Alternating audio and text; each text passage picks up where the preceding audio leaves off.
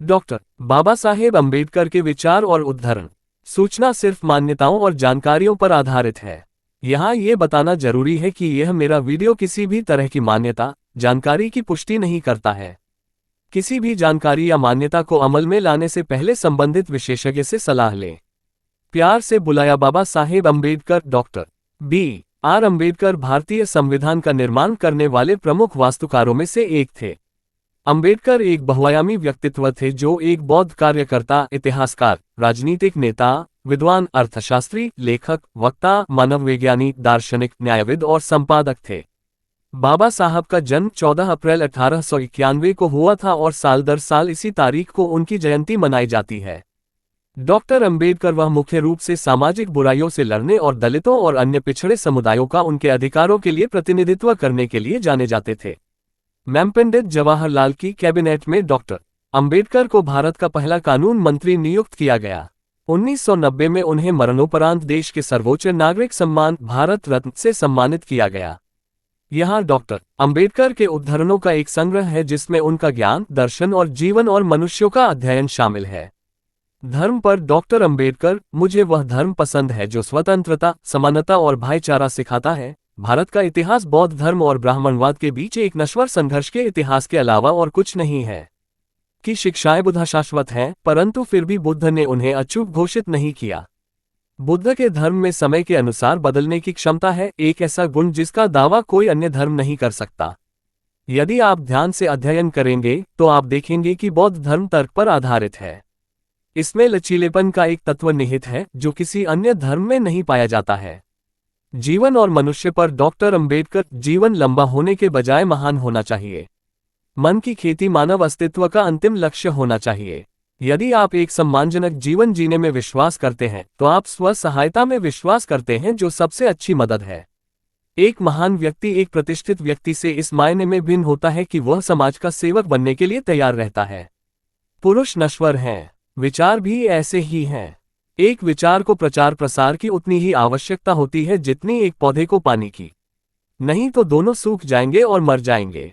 उदासीनता सबसे बुरी तरह की बीमारी है जो लोगों को प्रभावित कर सकती है। मन की स्वतंत्रता ही वास्तविक स्वतंत्रता है। जिस व्यक्ति का मन स्वतंत्र नहीं है, भले ही वह जंजीरों में न हो, वह गुलाम है, स्वतंत्र व्यक्ति नहीं। जिसका मन स्वतंत्र नहीं है, भले ही वह जेल में न हो, वह कैदी है, स्वतंत्र व्यक्ति नहीं। जिसका मन जीवित होते हुए भी स्वतंत्र नहीं है, वह मृत से बेहतर नहीं है। मन की स्वतंत्रता ही किसी के अस्तित्व का प्रमाण है। गुलामी का मतलब केवल अधीनता का वैध रूप नहीं है। इसका मतलब समाज की एक ऐसी स्थिति है जिसमें कुछ लोगों को दूसरों से उन उद्देश्यों को स्वीकार करने के लिए मजबूर किया जाता है जो उनके आचरण को नियंत्रित करते हैं। समानता और सामाजिक न्याय पर डॉक्टर अम्बेडकर, शिक्षित बनो, संगठित रहो और आंदोलनरत रहो। जब तक आप सामाजिक स्वतंत्रता प्राप्त नहीं कर लेते, तब तक कानून द्वारा प्रदान की गई कोई भी स्वतंत्रता आपके लिए किसी काम की नहीं है। हमें अपने पैरों पर खड़ा होना चाहिए और अपने अधिकारों के लिए यथासंभव सर्वोत्तम संघर्ष करना चाहिए। इसलिए अपना आंदोलन जारी रखें और अपनी सेनाओं को संगठित करें। शक्ति और प्रतिष्ठा संघर्ष के माध्यम से आपके पास आएगी। मैं किसी समुदाय की प्रगति को महिलाओं द्वारा हासिल की गई प्रगति की डिग्री से मापता हूँ। प्रत्येक व्यक्ति जो मिल्की हठधर्मिता को दोहराता है कि एक देश दूसरे देश पर शासन करने के लिए उपयुक्त नहीं है, उसे यह स्वीकार करना होगा कि एक वर्ग दूसरे वर्ग पर शासन करने के लिए उपयुक्त नहीं है। राजनीतिक अत्याचार सामाजिक अत्याचार की तुलना में कुछ भी नहीं है और एक सुधारक जो समाज की अवहेलना करता है वह सरकार की अवहेलना करने वाले राजनेता की तुलना में अधिक साहसी व्यक्ति होता है। कब तक हम विरोधाभासों का ये जीवन जीते रहेंगे?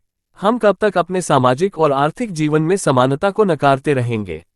यदि हम इसे लंबे समय तक नकारते रहे तो हम ऐसा केवल अपने राजनीतिक लोकतंत्र को खतरे में डालकर करेंगे। हमें यथाशीघ्र इस विरोधाभास को दूर करना होगा, अन्यथा जो लोग असमानता से पीड़ित हैं वे राजनीतिक लोकतंत्र की संरचना को नष्ट कर देंगे। विधानसभा बहुत परिश्रम से बनाया गया है। एक न्यायपूर्ण समाज वह समाज है जिसमें श्रद्धा की बढ़ती भावना और तिरस्कार की घटती भावना एक दयालु समाज के निर्माण में विलीन हो जाती है।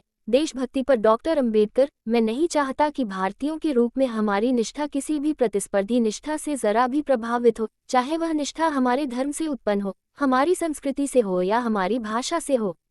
मैं चाहता हूं कि सभी लोग पहले भारतीय बने, अंत में भारतीय और भारतीयों के अलावा और कुछ नहीं। संविधान पर डॉक्टर अंबेडकर। संवैधानिक नैतिकता कोई स्वाभाविक भावना नहीं है, इसकी खेती करनी होगी। हमें ये समझना चाहिए कि हमारे लोगों को अभी भी इसे सीखना बाकी है। भारत में लोकतंत्र केवल भारतीय धरती पर दिखावा मात्र है जो अनिवार्य रूप से अलोकतांत्रिक है। इतिहास गवाह है कि जहां नैतिकता और अर्थशास्त्र में टकराव होता है, वहां जीत हमेशा अर्थशास्त्र की होती है। निहित स्वार्थों के लिए कभी भी स्वेच्छा से अपना विनिवेश नहीं किया गया है जब तक कि उन्हें मजबूर करने के लिए पर्याप्त बल न हो। अगर मुझे लगता है कि संविधान का दुरुपयोग हो रहा है, तो मैं इसे जलाने वाला पहला व्यक्ति होऊंगा। संविधान केवल वकीलों का दस्तावेज नहीं है, ये जीवन का वाहन है, और इसकी आत्मा हमेशा युग की भावना है।